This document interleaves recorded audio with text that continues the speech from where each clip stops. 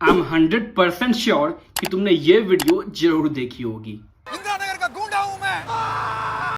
और ये वीडियो अपन रहते हैं सख्ती से, अपन ऐसे पिघलते नहीं है, एटीट्यूड में रहते हैं अपने। और ये भी वीडियो किसी तरह रट्टा मार मार के 10th तक पहुंचे तो पता चला कि जिंदगी में सफल होने के लिए एक ही तरीका है और वो है इंजीनियरिंग।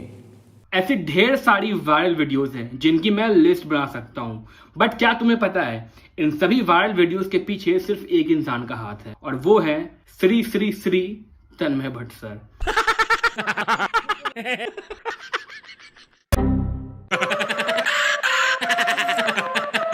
यस, तन्मय भट्ट, वो इंसान जिसने इंडिया में स्टैंड अप कॉमेडी में रिवॉल्यूशन ला दिया। अपने साथ साथ न जाने इस देश को कितने सारे स्टैंड अप कॉमेडियंस दिए। शायद वो पहले इंसान होंगे जो कि उस जमाने में यूट्यूब से लेकर बॉलीवुड और मेन स्ट्रीम मीडिया तक पहुंच चुके थे।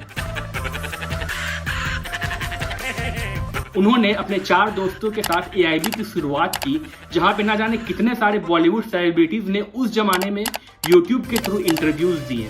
उस जमाने में वो YouTube से स्टार प्लस जैसे मेन स्ट्रीम मीडिया तक पहुंच चुके थे। बट एक समय आया जब सब कुछ ताश की पत्तों की तरह बिखरने लगा। It's been a few months now since the doctors told me to start medication and trying to get out of this phase, and this state of paralysis is permanent, and I sometimes feel like maybe I might never get back to being who I was. तन्मय भट्ट और AIB के against में एक या दो नहीं न जाने कितने सारे FIR फाइल किए गए। सभी को लगा कि तन्मय भट्ट का अब इंडस्ट्री में करियर खत्म हो चुका है, क्योंकि तन्मय भट्ट मुंबई और मीडिया इंडस्ट्री दोनों को ही छोड़कर बैंगलोर शिफ्ट हो चुके थे। और इस बात को आज 5 साल बीत चुके हैं और ये कहना बिल्कुल भी गलत नहीं होगा कि आज वापस से तन्मय भट्ट इस यूट्यूब इंडस्ट्री के किंग बन चुके हैं। पर ऐसा कैसे हुआ? स्वागत है दोस्तों हाउ इट स्टार्टेड सीरीज के एपिसोड 2 पे, जहां पे हम फेमस पर्सनालिटी और फेमस चीजों को पकड़ते हैं और जानते हैं कि उनकी शुरुआत कैसे हुई थी। And in this video let's find out the journey of Tanmay Bhatt and how it started. Hello, welcome to another episode. This is also like what I do with you guys. On that note, let's begin. तन्मय भट्ट का जन्म कौन से year में हुआ था ये तो मुझे पता नहीं, बट आई डोंट थिंक ये जान के कोई फायदा भी है। बट यू नो व्हाट कि तन्मय भट्ट ने अपने 16 से 17 साल की उम्र में ही राइटिंग शुरू कर दी थी। इसलिए नहीं क्योंकि उन्हें फैमिली को संभालना था या उनके पैसों की कमी थी, बट इसीलिए बिकॉज उनमें क्रिएटिविटी था एंड उन्होंने अपने क्रिएटिविटी को उस एज में यूज करना स्टार्ट कर दिया था। 16-17 साल की उम्र से ही राइटिंग शुरू कर दी थी मैगजीन्स और बहुत सारे किड्स शोज के लिए। फाइनली उनकी राइटिंग ऑर्गेनाइज होने लगी और बहुत सारे टीवी शोज या फिर अवार्ड शोज में भी वो राइटिंग करने लगे थे। And by the age of 21 he was earning well enough कि उनकी और उनके फादर की सैलरी सेम हो चुकी थी। उनके पापा ह्यूमन रिसोर्स में काम करते थे एंड उनकी मॉम बैंक में काम करती थी। अपने क्रिएटिविटी इन राइटिंग की वजह से तन्मय भट्ट बहुत ही कम एज से बहुत ही कुछ अचीव करना ऑलरेडी स्टार्ट कर चुके थे। बहुत चीज़ें बहुत ही स्पीड में बदल रही थी, बट इन बदलती चीज़ों के बीच एक चीज़ हमेशा कांस्टेंट था और वो था उनका और उनके ओवरवेट से fight. I was so overweight. I was 245 kilos. When you're sleeping in a certain position, because I was so fat, not enough oxygen would reach my brain, and my brain would go through a seizure and wake me up in the middle of sleep. So then I went to get that checked, and they put cameras inside me to make sure all my internal organs are okay and everything. My neck muscles collapsed at that time, so I stopped breathing. खैर, अब तक तन्मय भट्ट तो छोटी मोटी writing और competitions जीतना start कर ही चुके थे, बट वो कौन सी मोमेंट थी जब उनका कैरियर फाइनली शिफ्ट होना स्टार्ट हुआ एंड उनके कैरियर में फाइनली चेंजेस आने स्टार्ट हुए? वेल, देखा जाए तो एक मोमेंट ये है कि तन्मय भट्ट WWM नाम की मैगजीन के लिए राइटिंग स्टार्ट कर चुके थे एंड WWM उस टाइम पे टाइम्स ऑफ इंडिया की एक सेक्शन हैंडल करती थी। एंड इसके बाद सेकेंड बिग चेंज तब आई जब तन्मय भट्ट एक कंपटीशन में पार्ट लेते हैं जिसका नाम था मिस्टर मल्हार। वो कंपटीशन जीत जाते हैं। खैर, जीतना कोई नई बात नहीं थी कि बिकॉज अपने राइटिंग और स्टैंड अप एक्ट के लिए वो और भी बहुत सारे कॉम्पिटिशन्स ऑलरेडी जीत रहे थे, बट ये कंपटीशन में वो पार्ट लेते हैं, जीतते हैं, ऑडियंस ताली बजाती है, खा पी के मस्त घर चले जाती है। बट इस बारी उनके ऑडियंस में 2 स्पेशल इंसान थे और वो थे रोनी स्क्रूवाला एंड जरीना मेहता। एंड अगर तुम्हें नहीं पता है ये कौन है तो ये बहुत ही बड़े film and TV serial producers हैं एंड रॉनी स्क्रूवाला के बारे में बताया जाए, then he is among the top 100 most influential people of this world. So obviously you know the depth of this statement when he got the chance to work with them. और इसी बीच finally वो अपने 4 friends जिसको हम सब जानते हैं उनके साथ मिलकर शुरुआत करते हैं AIB की. Yes, AIB. एंड मेरा मानना है आज जो भी वीडियोस हम YouTube पे देखते हैं, चाहे वो TVF की हो या चाहे वो स्टैंड अप एक्ट्स हो या कुछ भी हो, चाहे वो रोस्ट वीडियो, इन सब की शुरुआत, इन सब की पिलर AIB ने गाड़ी है, जिसके CEO थे तन्मय भट्ट. बिकॉज हमारे भाई ने पहले बहुत सारे काम करके बहुत सारे सेविंग्स कर लिए थे, तो उनके पास अब पैसे की कमी नहीं थी. तो तन्मय भट्ट और उनके 4 दोस्त इंडिया में अलग अलग सिटीज में जा रहे थे और वहां पे अपने एक्ट्स और स्केचेस को परफॉर्म कर रहे थे. और इसी बीच उन्हें आइडिया आया या फिर किसी ने बताया कि उन्हें अपने वीडियोस को YouTube पे डालना चाहिए. एंड वो जब अपने उन वीडियोस को YouTube पे डाले, देन इंडिया में लिटरली YouTube वीडियोस में रेवोल्यूशन आना स्टार्ट हो गया. Honest engineering, honest placement, honest wedding और ऐसी बहुत सारे वीडियोस की सीरीज जब आने स्टार्ट हुई, देन हमने ऐसे वीडियोस पहले कभी देखे ही नहीं थे.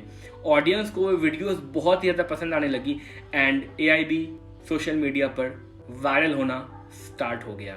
बॉलीवुड तक AIB के पास आ रहे थे अपनी मूवीज को प्रमोट करने के लिए. बट चीज़ें बदलनी स्टार्ट हुई जब AIB ने एक शो किया जिसका नाम था AIB नॉकआउट. AIB नॉकआउट एक रोस्टिंग शो था जो कि 4000 लाइव ऑडियंस के सामने परफॉर्म किया गया था, जिसमें करण जौहर, आलिया भट्ट, अर्जुन कपूर एंड बहुत सारे एक्टर्स एंड बहुत सारे पॉपुलर फेसेस पार्ट लिए थे. और वो वीडियो जब YouTube पे आई, देन उस टाइम पे, जिस टाइम पे जियो का डिजिटल रिवोल्यूशन आया नहीं था, उस टाइम पे 4 दिन में 4 मिलियन से भी ज़्यादा व्यूज आ गए.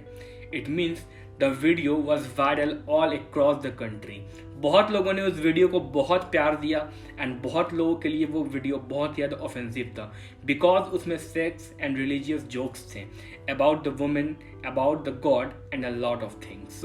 FIR और पुलिस कंप्लेन का सिलसिला जो यहाँ से स्टार्ट हुआ AIB और तन्मय भट्ट के अगेंस्ट में, वो कभी रुका ही नहीं. बट ये एंड नहीं था, ये बस शुरुआत थी जब ताश के पत्ते ऐसे बिखर रहे थे.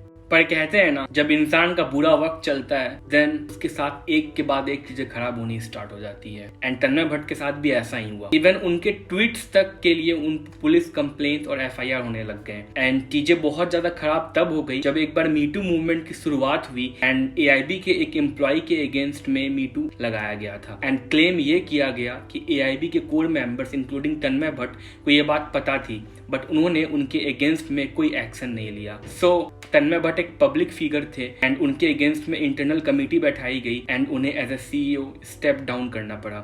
उनका इमेज बहुत ही ज्यादा खराब हो गया. सो इसीलिए बहुत सारे फेमस फेसेस एंड सेलिब्रिटीज उनसे डिस्टेंस अब मेंटेन करने लगे एंड कॉमिकिस्तान के जज से भी उनको अब हटा दिया गया. एक के बाद एक चीजें बिगड़ती चली गई और मीडिया इंडस्ट्री में सब लोग उससे अब दूर जाने लगे. एंड ऑलमोस्ट या फिर पूरा का पूरा समझ लो, मीडिया इंडस्ट्री में उनका कैरियर उस टाइम पे खत्म हो गया.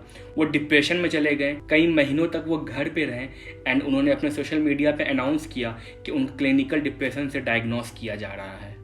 तन्मय भट्ट बैंगलोर जाते हैं और वो पीरियड उनके लिए बहुत ज़्यादा सेल्फ एनालाइजिंग था. It was not only sad, but it was also revelatory for me because I just for the first time went like, oh, if I don't have an office to go to, what am I even a person? And that's what I meant by this was the best year of my life because I understood so much about myself. Because जो period तन्मय भट्ट जैसे बड़े इंसान और एक content creator को गिरा दिया था, वही पीरियड उन्हें आज इस कंटेंट और मीडिया इंडस्ट्री का किंग बनाने वाला था. फिर एक दिन अचानक तन्मय भट्ट अपने YouTube चैनल पर गेमिंग को स्ट्रीम करते हैं. बंदा क्रिएटिव था, बंदे में राइटिंग स्किल्स थी एंड बंदे की हंसी तो बहुत प्यारी है, देखकर ऑटोमेटिकली लोग हंसने लगते हैं. देन अपने फैंस के साथ बात करते हुए लाइव स्ट्रीम किया एंड बस लाइव स्ट्रीम्स को कुछ फ्रिक्वेंट किया. उन्होंने कोलैबोरेशंस किए एंड व्लॉग्स बनाने स्टार्ट किए. तन्मय भट्ट ने अपने व्लॉग्स में कुछ ऐसी चीजें दिखानी स्टार्ट की जो चीजें हम कभी नहीं देखते थे. फॉर एग्जाम्पल, हम लोग हमेशा टीवी पे एड्स देखते हैं बट हम कभी नहीं जानते उनकी एड की शूट्स कैसे होती है. तन्मय भट्ट ने कुछ ऐसे एड्स लिखे जो कि पूरे इंडिया में वायरल ऑलरेडी थी। मोस्ट इंपॉर्टेंट गेम चेंजर तब आया जब तन्मय भट्ट के रिएक्शन वीडियोस आए। पर्सनली मैं कोई भी रिएक्शन वीडियोस नहीं देखता हूँ, but I never miss any of the Tanmay Bhatt reaction video. तो फाइनली अब उस बात को काफी साल बीत चुके हैं। तन्मय भट्ट जो इंसान गिर चुका था, शायद वापस उठने भी नहीं वाला था, वो इंसान आज वापस से कंटेंट किंग बन चुका है। Not just YouTube, not just main stream media, but proper writer and a content king. तो तन्मय भट्ट की स्टोरी से हमें कुछ सीख मिलती है, और वो ये है कि फेलियर, तन्मय भट्ट जैसे इंसान जो कि अपने कैरियर के एक पीक पे थे, उस पॉइंट पे आने के बाद भी इतना ज्यादा बड़ा फेलियर हो सकता है, ये किसी ने इमेजिन नहीं किया था। एंड इतना ज्यादा बड़े फेलियर होने के बाद भी वापस से इतना ज्यादा राइज हो सकता है, ये किसी ने इमेजिन नहीं किया था। Collaboration is the key, but you know what, एक कोट है ना, if you want to run fast you have to run alone, but if you want to run बहुत दूर तक then you have to run with a team. That's what Tanmay Bhatt has done. Because Tanmay Bhatt की आप videos देखो तो तन्मय भट्ट बहुत ही लोगों के साथ कोलैबोरेट करते हैं, एंड ये कोलैबोरेशन ही है जो आज उन्हें इस मुकाम तक वापस से पहुंचाया है। तन्मय भट्ट की जर्नी से हमें सीख मिलती है कि आप कितना भी ज्यादा हार जाओ, कितना भी ज्यादा चीजों को लूज कर जाओ, then you always have the chance to win them back and to come even better. Because तन्मय भट्ट जो पहले थे AIB के टाइम पे वो तो बेस्ट थे ही, बट अब जो तन्मय भट्ट है वो और भी ज्यादा बेटर है। I mean, we love him so much, his reaction videos and his vlogs, many other lot of things. So comment करके बताओ ये वीडियो कैसा लगा, एंड कुछ नहीं, चैनल को सब्सक्राइब करो। See you on the next video.